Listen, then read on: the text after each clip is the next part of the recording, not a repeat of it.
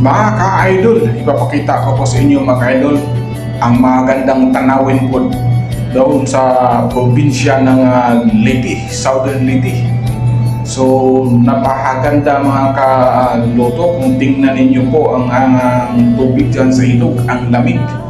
At saka yung paligid niya mga ka-idol ay talagang napakatahimik at fresh air talaga. So ang sarap ng buhay probinsya. So, yun ang kagandahan dito. Pwede ka maligo dito. Tingnan nyo, sobrang linaw ng tubig at ang lamig pa.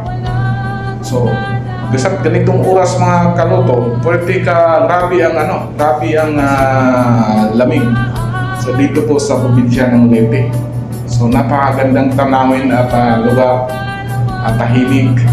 So, dito, kung manirahan tayo dito, ma-refresh tayo lagi. At dito tayo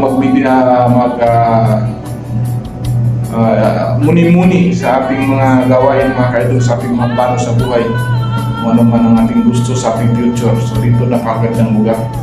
So ipapakita ko po sa inyo at sana madagdagan po to. Salamat.